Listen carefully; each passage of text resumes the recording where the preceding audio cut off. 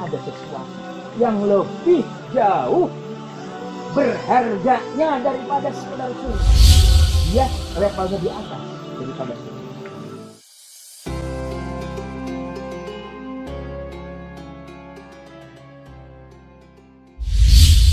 Bismillahirrahmanirrahim. Assalamualaikum warahmatullahi wabarakatuh. Alhamdulillah wassalatu wassalamu ala Rasulillah wa ala alihi wa ashabihi wa man amma ba'd. Saudaraku yang dirahmati oleh Allah Subhanahu wa taala. Ada sesuatu di dalam kehidupan ini yang berharga, mengalahkan termasuk surga. Surga dikalahkan oleh sesuatu ini. Padahal kita tahu surga adalah merupakan suatu tempat yang diharapkan oleh kita sebagai orang yang beriman agar kita menjadi salah satu di antara penghuni surga. Karena akan didapatkan di surga berbagai hal yang kita inginkan. Berbagai hal yang walau sebatas terbersit dalam hati tanpa kata-kata, surga akan dihadirkan oleh Allah Subhanahu wa taala untuk kita. Bagaimana firman Allah Subhanahu wa taala mengatakan, A'udzubillahi minasyaitonirrajim. Bismillahirrahmanirrahim. Fiha ma tashtahi anfusuhum. Di dalamnya, yaitu di dalam surga, akan didapatkan 100% apa yang diinginkan oleh manusia. Tapi ada sesuatu yang lebih jauh berharganya daripada sekedar surga. Dia levelnya di atas daripada surga. Sesuatu itu adalah sesuatu yang selalu diminta oleh baginda Rasulullah SAW dalam doanya.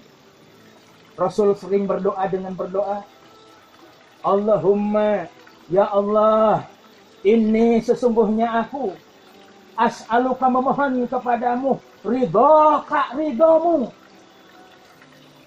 Pertama yang diminta oleh Rasulullah SAW adalah ridho, baru wal jannah, barulah surga. Saudara yang dirahmati Allah Subhanahu wa taala. Di dalam Islam, urutan suatu perkara itu menunjukkan eksistensi dan bobot perkara itu. Ketika Rasul mengatakan Allahumma ya Allah, inni as'aluka, sesungguhnya aku memohon kepadamu ridhamu wal jannata, dan surgamu. Kata ridho lebih dahulu daripada al jannah, menunjukkan bahwasanya ridho lebih tinggi eksistensinya daripada surga Allah Subhanahu wa taala. Saudaraku yang dirahmati Allah Subhanahu wa taala. Pertanyaannya adalah, apa instrumen yang akan menghantarkan kepada seseorang mendapatkan ridha Allah Subhanahu wa taala? Jawabannya sederhana. Jika ingin kita mendapatkan ridha dari Allah, bukan ridha daripada manusia, kuncinya adalah tahu apa perintah, tahu apa larangan. Baik bersumber dari Allah ataupun bersumber dari Rasul.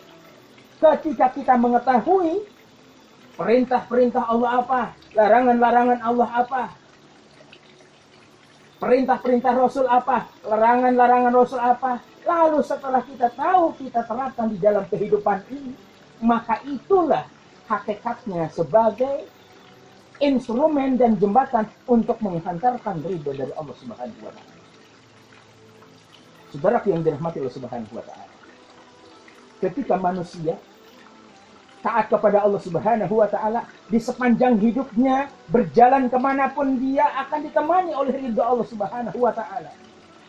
Sepanjang dia taat, ridho besertanya. Sepanjang dia menurut apa maunya Allah dan Rasul, di situ ada ridho Allah Subhanahu wa taala.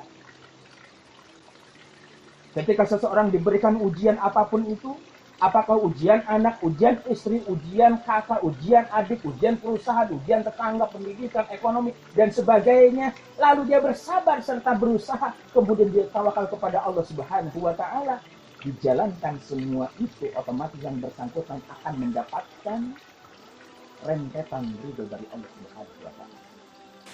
Dalam hidup ini, ketika seseorang mendapatkan ridho, maka akan nampak sekali dalam kehidupan. Dia akan tenang dalam menjalani hidup ini. Karena apa? Ridho Allah menyertainya. yang ditugaskan di neraka. Neraka kita tahu panasnya luar biasa, tapi ketika mendapatkan ridho, malaikat penjaga neraka tidak akan sedikit pun merasa panas. Kenapa? Karena mendapatkan ridho dari Allah Subhanahu wa taala. Oleh karena itu, kalau Rasulullah Shallallahu Alaihi Wasallam saja dijamin masuk surga, surganya Firdaus yang tertinggi dan tanpa dihisab, masih minta ridho, lalu siapa kita? Siapa Anda? Jangan belagu jadi manusia. Kita ini hamba Allah yang lemah. Mohonlah kita keridhaan kepada Allah dan jalankan titah dan perintahnya, maka ridho pasti akan menyertai Anda kemanapun. Sehingga kalau dalam hidup ini terisi oleh sesuatu hal yang bersifat menjalankan titah dan perintah Allah Subhanahu wa taala, perjalanan hidup itu adalah perjalanan mardiyah, perjalanan diridhoi oleh Allah Subhanahu wa taala. Oleh karena itu, marilah kita bersama. Bagi yang belum memulai, mulailah sejak saat ini. Dan bagi yang sedang menjalankan, jangan pernah terputus. Bahkan kita harus meningkatkan tentang titah dan perintah itu untuk dijalankan oleh kita. Sehingga ridha Allah Subhanahu wa ta'ala akan kita gapai, akan kita dapatkan. Sehingga kita akan mendapatkan sebuah relaksasi dunia dan akhirat. Mudah-mudahan apa yang saya sampaikan ini bermanfaat untuk kita semua dan berefek kepada bahwa kita menyadari untuk selalu tunduk kepada Allah Subhanahu wa taala. Assalamualaikum warahmatullahi wabarakatuh.